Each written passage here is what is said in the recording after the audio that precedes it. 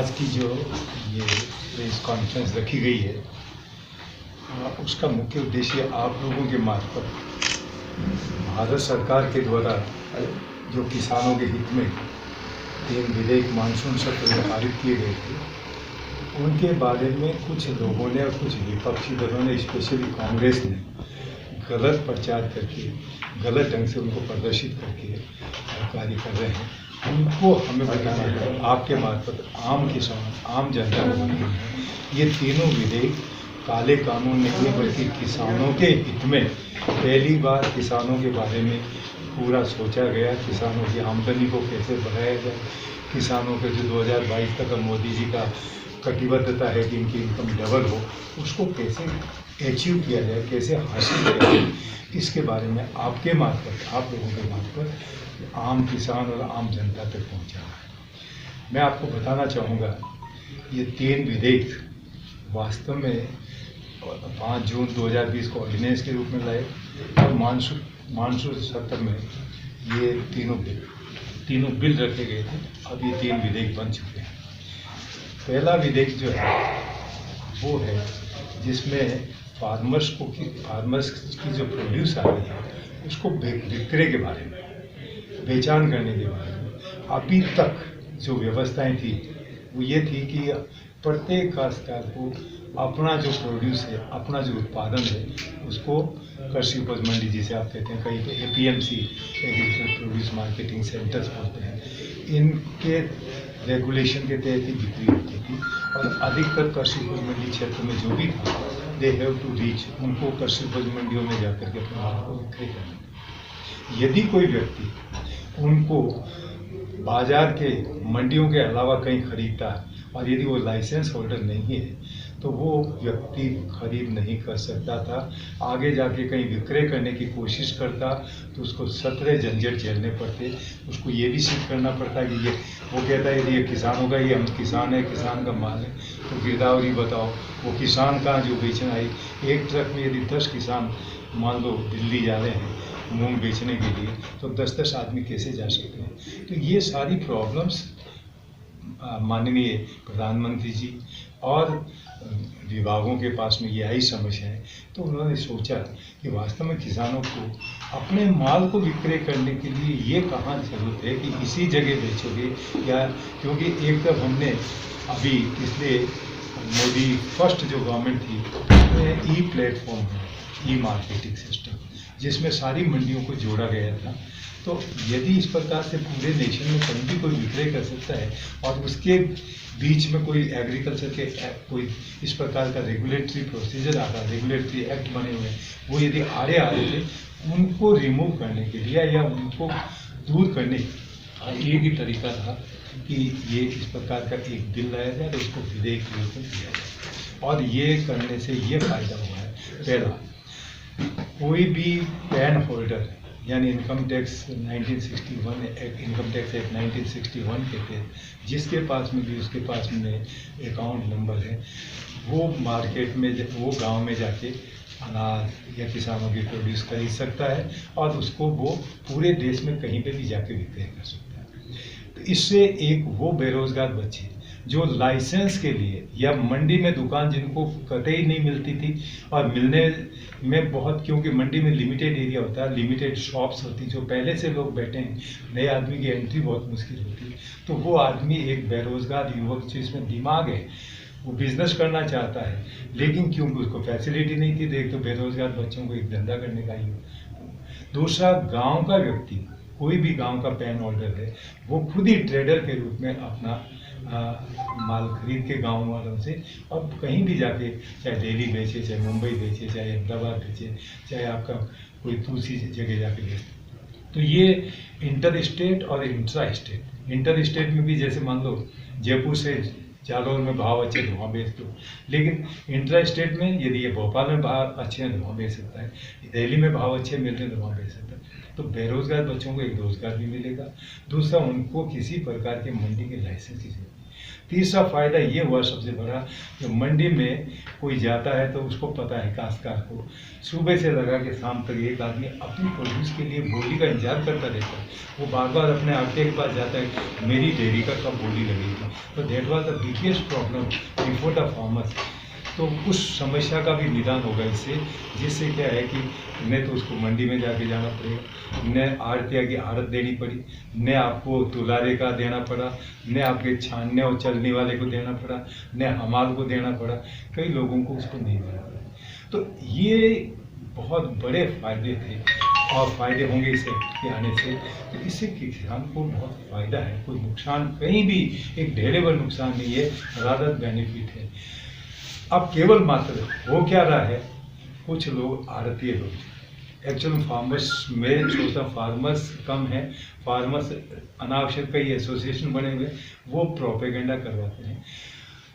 ईमानदारी से देखें तो केवल मात्र भारत में 2 स्टेट और राजस्थान में भी 2 मंडियाँ हैं जहाँ पे आड़त सिस्टम आज भी चल रहा है।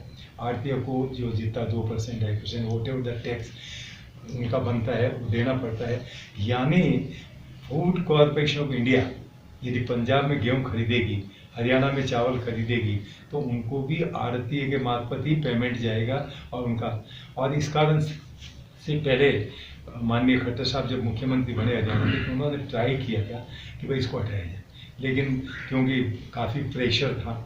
लेकिन अब इस एक्ट के आने के बाद में ये आड़त सिस्टम खत्म होता है और इसी कारण से लोगों को ज़्यादा, इससे कईयों को जो बिचौलिए हैं उनको तकलीफ हो रही है, काश्तकार को कोई तकलीफ नहीं। मैं जहाँ तक सोचता हूँ यदि कोई काश्तकार को तकलीफ है तो काश्तकारों की तकलीफ को रिमूव करने के लिए मैं समझ हमारी गवर्नमेंट माननीय मोदी सरकार किसी भी समय वार्ता के लिए तैयार है, किसी भी समय बात कर रहे हैं, बातचीत भी हो रही है। लेकिन क्योंकि कई बार हमने देखते हैं, आपने सोशल मीडिया में देखा हो, यदि काश्तकारों से रिलेटेड मुद्दा ही नहीं है, उन मुद्दों पे भी चर्चा करो, उन पे वार्ता करो, उनको सॉर्ट आउट करो, तो मेरी समझ में ये कुछ दूसरे एलिमेंट हैं जो काश्तकारों के हाल में अपना उल्लू सीधा करना चाह रहे हैं, जो गलत है। तो इसलिए आपके मार्फत हमारा ये विधेयक बिल्कुल सही है।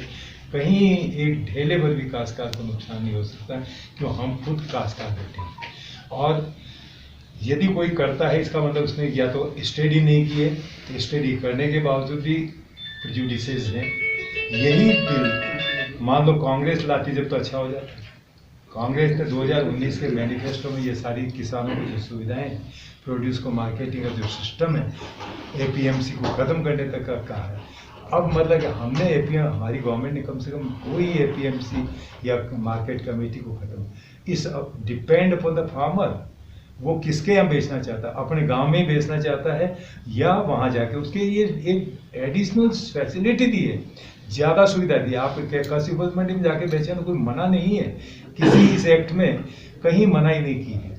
तो अनावश्यक रूप से काला कानून है, कांग्रेस वाले तो पता नहीं क्या हल्ला बोल रहे हैं, ये नहीं सोच रहे हैं यदि तुम लाते तो काला कानून धोला कानून हो जाता, बहुत अच्छा कानून हो जाता, काश्तकारों के फेवर का हो जाता। और क्योंकि भारतीय जनता पार्टी लेके आई है या भारतीय जनता पार्टी ने किसानों के हित में काम किया है, तो वो नहीं होना चाहिए। That is the biggest problem with the Congress. Second जो बिल है वो है आपका, जिसे हम मोटे रूप में कॉन्ट्रैक्ट फार्मिंग कह सकते हैं। वो यानी काश्तकारों को सुविधा दी गई है कि अपनी प्रोड्यूस को बेचने के लिए काश्त आने से पूर्व, खेत में से फसल पकने से पूर्व एक वादा या इस प्रकार का एग्रीमेंट विद द ट्रेडर और with any company, with any food processing company के साथ में कर सकते हैं, ताकि उनकी इच्छा के अनुसार एक साल, कम से कम 1 साल या एक फसल का टर्नओवर या 5 साल मैक्सिमम तक कॉन्ट्रैक्ट किया जा सकता है। और उस कॉन्ट्रैक्ट के तहत एक क्वालिटी का, जो उन्होंने क्वालिटी का देंगे, कहीं इस पर इस ग्रेडिंग का हमें माल चाहिए और उसकी कीमत काश्तकार और उनके एग्रीमेंट के आधार पर होगी। कोई फोर्स नहीं कर सकता काश्तकार को कि आप एग्रीमेंट करो किसी कंपनी के साथ। एग्रीमेंट भी वो अपने हिसाब से चाहे तो करे, नहीं चाहे तो नहीं करे। कौन कह रहा है काश्तकार को?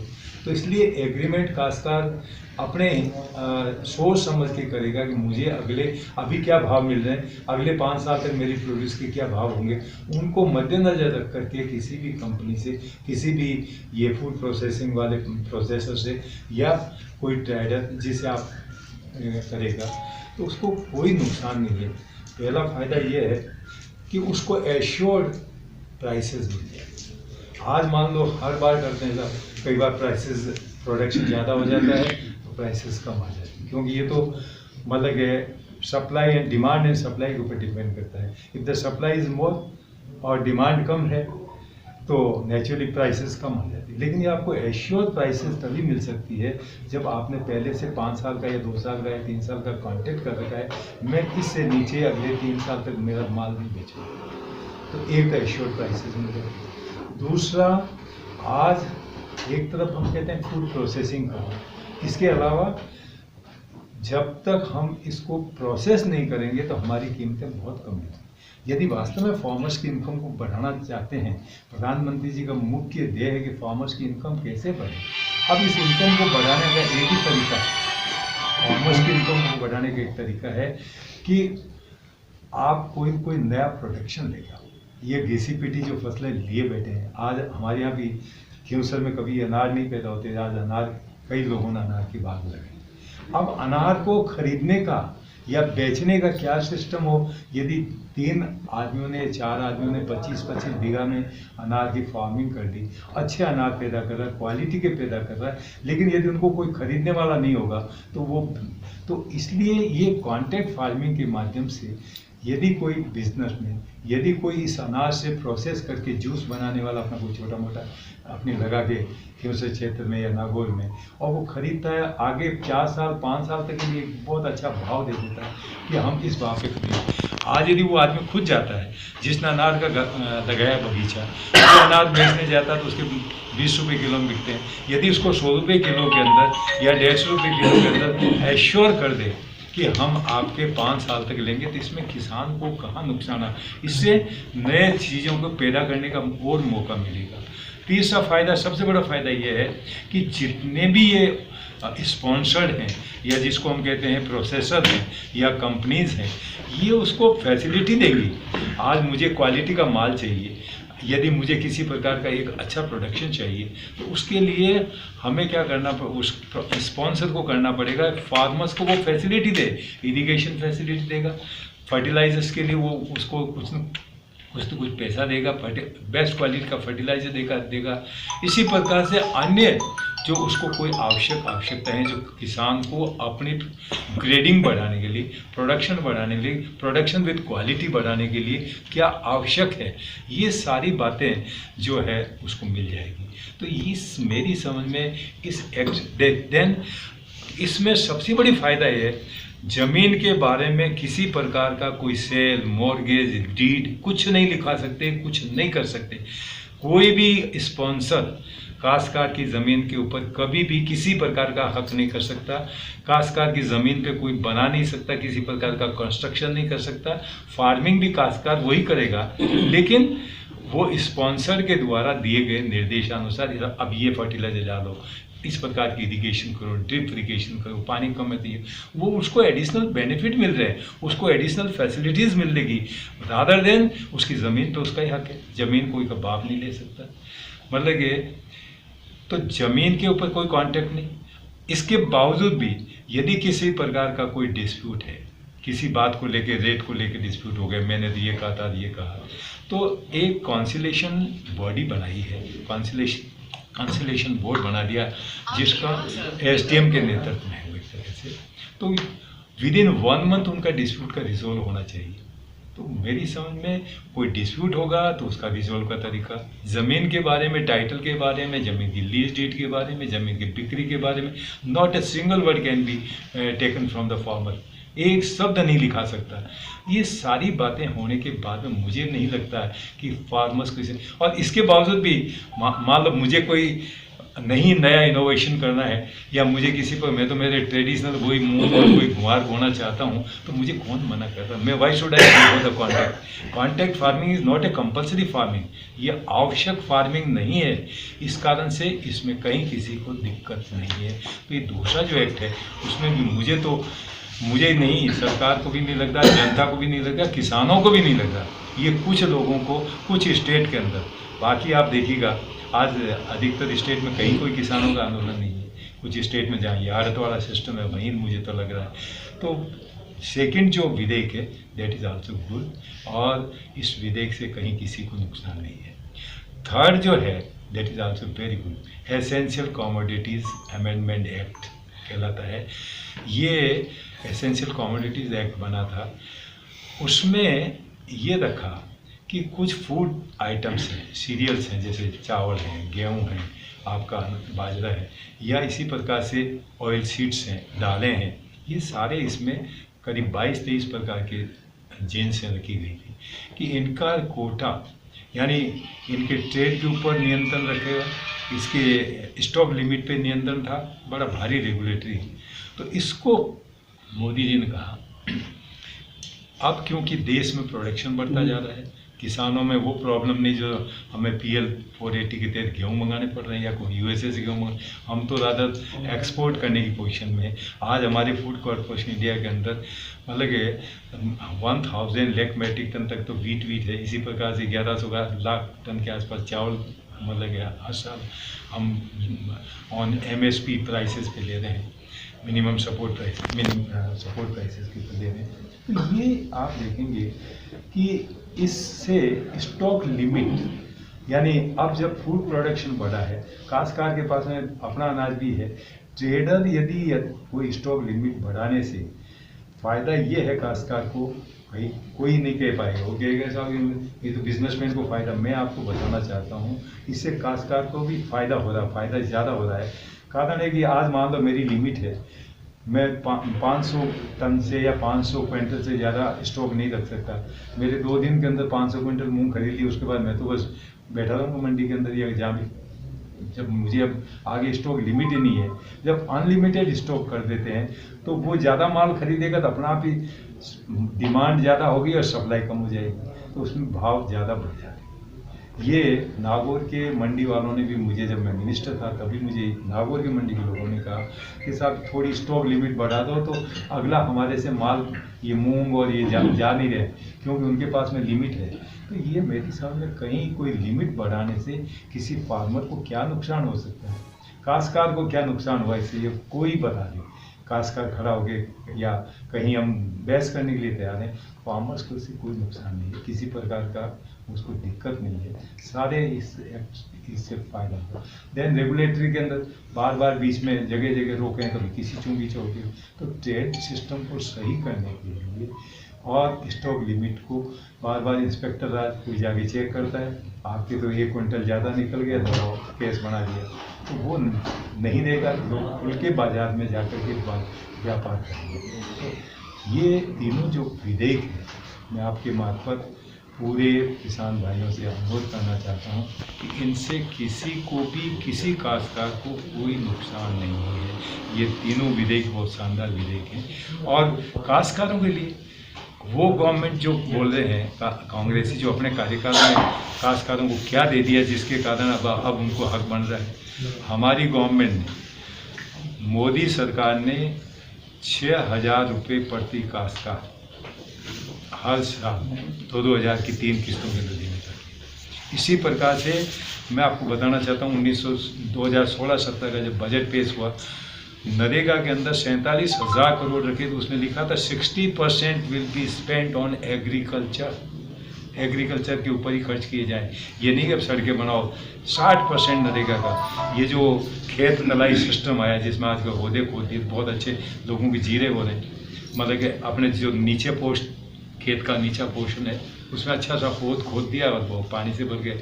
लास्ट टाइम बहुत अच्छी फसलें हुई, तो अभी थोड़ी बारिश जहाँ अच्छी है तो वहाँ फिर ओहदे भर गए। तो मेरा ये था कि खेत तलाई सिस्टम, खेत का पानी खेत में, गांव का पानी गांव में, तो ये क्या खराबा किया किसान काश्तकारों के लिए। जितना मोदी गवर्नमेंट ने किया मेरी समझ में आंसू नहीं पूछे, झूठे आंसू वाली बातें नहीं। वसुंधरा जी की सरकार हमारी थी, वसुंधरा जी ने 50,000 तक के लोन माफ किए और कैंप लगवा के सर्टिफिकेट दे दिए कि ये मेरा माफ हो गया, तेरे को ये अच्छा। और साइमल्टेनियसली कई बार क्या करते देखें, लोन माफ कर दिया, अब कहाँ से पैसे लाओ, मतलब कि बैंक तो खराब हो जाएगी, बैंकों के पास पैसा नहीं। उन्होंने कहा नहीं, लोन माफ करने के बाद में दोबारा उनको फसल आ रही है, ये सावने की फसल आ रही थी करीब की, तो उसके लिए पुनः लोन दिया गया। ये नहीं कि लोन माफ़ कर दिया अब तो हम तुम्हें कुछ नहीं देंगे, पहले ही तुम्हारा तो माफ़ करना पड़ा, वो सिस्टम नहीं था। लोन माफ़ करके उसका सर्टिफिकेट दे करके उसके साथ साथ में नया लोन भी देने का वही चालू रखा। तो ये सिस्टम था किसानों के। ये गवर्नमेंट बातें करते हैं कांग्रेस वाले, अरे बाबा 50,000 रुपये एक किसान की किसानी कार्य करते हुए डेथ हो जाती थी, मिलते थे, जिसको 50,000 को 3 लाख पे लाए, 5 लाख पे लाए, अल्टीमेटली 10 लाख रुपीज़ तक का वसुंधरा गवर्नमेंट थी, तो बीजेपी गवर्नमेंट थी। तो मेरा आपसे के माध्यम से ये किसानों के लिए भारतीय जनता पार्टी चाहे स्टेट गवर्नमेंट में रही, चाहे अभी हम केंद्र में हैं, कभी किसान के नुकसान की बात नहीं कर सकते, क्योंकि हमारा प्रधानमंत्री किसान को अन्नदाता कहते थे और अन्नदाता के लिए जितना कर सकते हैं, क्योंकि हमारी सरकार तो मोदी जी का मानना यही है कि मेरी सरकार गांव, गरीब, किसान, मजदूर, दलित, वंचित, महिला, युवा सबको समर्पित है। यानी सरकार के जितनी योजनाएं, मैं कई बार कहता हूँ, जितनी योजनाएं आप देखेंगे बेस्ट से बेस्ट जो योजनाएं हैं, उनका सेंटर पॉइंट जो है, उनका केंद्र बिंदु गरीब आदमी है। यानी पंडित दीनदयाल उपाध्याय जी की जो थ्योरी थी, उनका जो मानना था कि अंत्योदय, पंक्ति के अंत में जो आदमी खड़ा है उसका उदय है, उसको आगे लाया जाए। जिस सिद्धांत पे हमारी उसी सिद्धांत को मान के सारी योजनाओं में अंतिम व्यक्ति को आगे कैसे लाया जाए, यही काम चलता है। तो ऐसी सरकार जो आम व्यक्ति के लिए अच्छी योजनाएं लेकर, चाहे वो आपका उज्ज्वला योजना हो, चाहे आपका ये जो सिक्योरिटी वाली तीनों योजनाएं हो, पेंशन योजना है, अटल पेंशन योजना, कोई ऐसी योजना नहीं है जिसके द्वारा आम आदमी को कोई नुकसान, rather उनको भला। और इसका ठप्पा लगाया जनता ने मोदी जी के नाम पे, जो काम 5 साल में किए उसका जबरदस्त ठप्पा लगाया है। राजस्थान में भी आप देखेंगे 24+1 25 की 25 हमारी सीटें आई। पूरे भारत के अंदर 303 तो हमारी इंडिपेंडेंट भारतीय जनता पार्टी की गवर्नमेंट MP आए, और हमारे सहयोगी घटक दलों के साथ में 353 MP आए। ये पूरे काम कियों पे ठप्पा था। और अभी जो मानसून सत्र के अंदर 18 विधेयक बने हैं, 18 बिलों को विधेयक के रूप मिला है, एक से एक शानदार विधेयक, कोई किसी को उससे परेशानी नहीं, आम जनता के लिए, आम गरीब व्यक्ति के लिए, सब लोगों के लिए, सबका साथ, सबका विकास और सबका विश्वास करना चाहिए। कोविड-19 के दौरान जो कदम मोदी जी ने उठाए, मैं सोचता हूँ कि आपको कई बार प्रेस कॉन्फ्रेंस में बताया, ये जो आपका आत्मनिर्भर भारत में 20 लाख करोड़ रुपए का पैकेज देना कोई मामूली बात। 10% of the GDP is given for defence, 10% GDP का पूरा इसमें दिया गया है। तो ये, और उसमें किसानों को 2 लाख करोड़ केवल मात्र किसानों के लिए। तो हर जगह फार्मर्स सेंटर में है, केंद्र में है, और किसान का भला नहीं होगा तो वास्तव में देश का, आज देश की 55% पॉपुलेशन डायरेक्टली, इनडायरेक्ट तो ज़्यादा है, लेकिन directly related with the farming. और इसमें फार्मिंग के अंदर आप फिशिंग भी आ जाती है, एनिमल हस्बेंड्री भी आ जाती है, ये जो आपका पोल्ट्री भी आ जाती है, सारे इसमें आते हैं। तो मेरा ये था कि आप लोगों की मार्फत यही किसान भाइयों से अनुरोध है कि, और राजस्थान में फॉर्चुनेट है, फार्मर्स आप बहुत समझ से काम ले रहे हैं, और उन्होंने कहीं किसी प्रकार का किसी भी जिले में कोई, चाहे खूब उकसा रहे हैं आंदोलन में, लेकिन कोई भाग नहीं ले रहा। कारण ये ना, क्या नुकसान कहाँ हो रहा है, एक ढेले का नुकसान नहीं, फिर भी हम जबरदस्ती कहेंगे साहब हमें तो हड़ताल करनी है, हमें तो धरना देना, हमें तो बैठना है, वो गलत है। और मैं स्टेट और स्पेशल नागौर जो किसानों का गढ़ है, और उसमें तो अभी अब ठप्पा लगा है पंचायत राज के, आपके सामने जिला प्रमुख बैठे माननीय बीजेपी के। यदि बीजेपी का, ये किसानों का, यदि हमारे से ये विधेयक खिलाफ होते तो नागौर का किसान बहुत जागरूक है, वो तो हमारे को सबसे पहले पलटी मार देता अभी यहीं पे। तो बहुत अच्छा रेस्पॉन्स पब्लिक का है, क्योंकि विधेयक अपने आप में बहुत शानदार विधेयक है। इनको केवल मात्र स्वार्थवश काला कानून कहने वालों को वैसे ही आउट कर दिया। मेरी समझ में 45-46 पे अभी कोई 10.5 दल मिला के 51 का आंकड़ा आया, और ये तो कांग्रेस रहित भारत होने वाला है 2024 और 2023 की बात देखते जाइएगा। तो मेरा पुनः एक बार आप मीडिया के मार्फत किसान भाइयों से, सभी लोगों से, ये विधेयक बहुत शानदार है और इनका ज़्यादा स्वागत करना चाहिए बजाय इनके खिलाफ में कोई बात कहने की।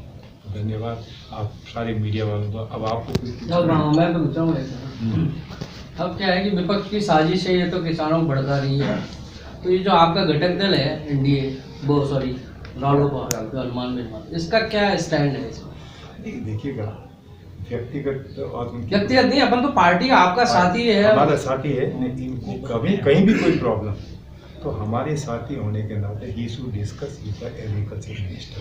कहीं भी कोई बात करने से पहले इनको किसी जगह पे दिक्कत महसूस हो रही होगी, ये किसानों के अहित में है, तो हमारा घटक दल है, क्योंकि हमारे साथ हैं, इसलिए उनको कृषि मंत्री जी से और कृषि राज्य मंत्री तो इनका तो यहीं के राजस्थान के से डिस्कस करना चाहिए। कोई दिक्कत आ गई या पीएम प्रधानमंत्री जी से डिस्कस करेंगे कि सर इसमें ये दिक्कत है, इसको रिमूव किया है। पार्टी सुनियोजित किए तो इन बिलों के, क्योंकि उनको लगता है ना भारतीय जनता पार्टी सब जगह अपना पूरा वास्तव में जैसे कहते हैं विश्व की सबसे बड़ी पार्टी भी है, और आगे वाले समय में इतने अच्छे कार्य करती, तो उनको लग रहा है ये तो 10, 15, 20 साल तक तो शायद मतलब लोकसभा साफ ही हो जानी, केवल मात्र भाजपा ही दिखाई देगी। ये सबको पेट में नहीं है। तो मैंने कहा ना राजस्थान किसानों को साधुवाद के पात्र है, मतलब राजस्थान का किसान को सब समझ रहा है कि क्या हानि है। मैंने अभी तीनों विधेयकों के बारे में एक एक चीज़ बता दी। कहीं किसी को कोई दिक्कत या तकलीफ है भी, हम आपके मार्फत अपनी बात कहना चाहते हैं जो अभी आपको बताया।